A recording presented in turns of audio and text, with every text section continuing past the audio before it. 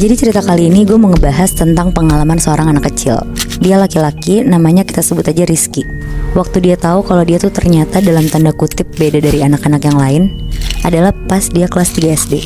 Jadi dari lahir sampai kelas 3 SD itu dia tuh selalu wondering kayak gimana kalau misalkan dia bisa ngeliat setan atau hal gaib.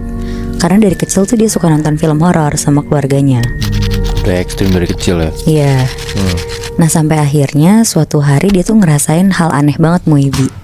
Sekitar jam 9 malam pas lagi tidur, Rizky tuh ngerasa badannya tuh demam tinggi banget.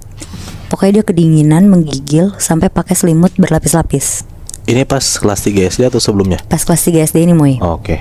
Karena waktu itu kebetulan orang tuanya tuh lagi di luar kota dan dia ditinggal sama pembantunya doang. Jadi dia tuh cuma keluar kamar, bilang ke mbaknya kalau badannya tuh demam. Akhirnya dikasih lah obat demam. Terus Rizky balik lagi ke kamarnya. Dia lanjut tidur lagi. Sampai akhirnya tiba-tiba sekitar jam 1 malam dia tuh kebangun karena denger kayak ada suara bisik-bisik gitu. Kayak Pas dia diemin, suara tuh makin banyak dan makin bisik-bisik gak jelas gitu Moy. Tapi dari arah mana gak tahu? Kayak dari sekeliling kamarnya dia. Wah anjrit. Akhirnya karena dia juga ngerasa keganggu, dia nyoba buka matanya. Dan pas dia buka matanya, Rizky tuh ngeliat di sekelilingnya dia ada pocong banyak banget muterin tempat tidurnya. Sambil mulutnya tuh kayak komat kamit bisik-bisik semua. Cing. Oh shit. Pas ngeliat itu karena Rizky juga gak bisa gerak kemana-mana, dia ngumpet lah di dalam selimutnya sambil teriak-teriak mbaknya. Tapi ya karena kalau orang ketakutan suara yang gak gede kayak biasanya, jadi mbaknya tuh juga gak dengar. Sejam sampai 2 jam dia ngumpet di balik selimut, gak lama tuh suaranya udah gak ada. Akhirnya karena dia ngantuk, ketiduran juga tuh dia di situ. Besok paginya pas dia bangun, dia tuh ngeliat di sekeliling kamarnya gak ada siapa-siapa.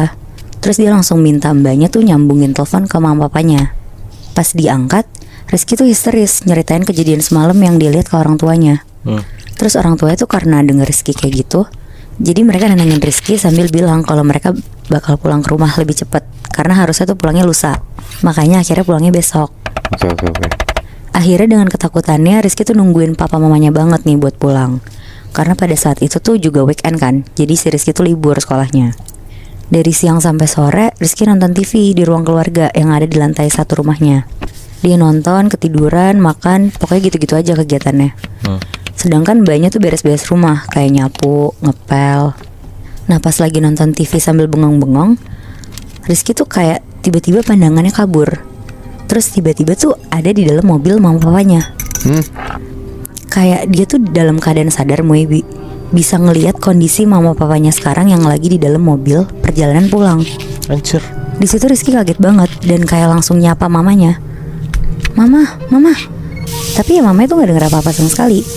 Jadi Rizky tuh kayak cuma ngomong sendiri sampai akhirnya Rizky tuh sadar kalau mama papanya tuh gak bisa ngeliat dia di mobil itu. Nah gak lama setelah itu Rizky ini nyaksin sendiri mobil yang mama papanya naikin ditabrak kenceng banget dari belakang sama truk. Terus di situ Rizky langsung hilang pandangannya dan langsung kayak ke split tiba-tiba lagi di jalan raya ngelihat mama papanya tuh terbaring berdarah-darah gitu. Pokoknya sepenglihatan Rizky di situ mama papanya tuh udah nggak bernyawa gitu Moebi. Aduh kasian banget. Nah karena kaget banget Rizky tuh nafasnya nggak berhenti. Jadi cepet banget dan gak lama tuh langsung switch balik lagi dia di depan TV sambil nonton siang-siang. Oke. Rizky yang masih kelas 3 SD di situ tuh bingung banget kan sama apa yang terjadi barusan. Di situ dia langsung nelfon mama papanya nih akhirnya. Dan alhamdulillahnya itu tuh langsung diangkat. Mama papanya nggak kenapa-napa. Tapi Rizky tuh di situ bilang pulangnya nanti aja, jangan sekarang. Mereka pulang dari Bandung ke Jakarta, jadinya tuh nggak pulang besok, tapi jadi lusa. Oke. Tetap kayak jadwal dia sebelumnya. Iya benar Moy. Nah selama nunggu orang tuanya pulang, Rizky tuh ngalamin banyak kejadian-kejadian aneh Moy. Malamnya nih pas dia mau tidur, Rizky tuh udah matiin lampu dan lain-lain nih, bener-bener udah siap buat tidur. Tapi tiba-tiba banget dia tuh nyium ada wangi melati kenceng banget. Wanginya tuh sampai bikin dia pusing. Rizky mau nyoba nanya ke mbaknya kan akhirnya. Dia mikir mbaknya tuh kayak nyemprot wangi-wangian kayaknya. Pas dia udah samperin mbaknya tuh bilang kalau nggak nyemprotin apa-apa. Bahkan mbaknya tuh juga bilang, jangan nakut-nakutin mbak dong Rizky. Akhirnya Rizky tuh balik lagi ke kamarnya. Dia naik ke lantai 2 sampai depan kamarnya. Dia mau buka pintu kamarnya nih. Pas dia buka, Rizky tuh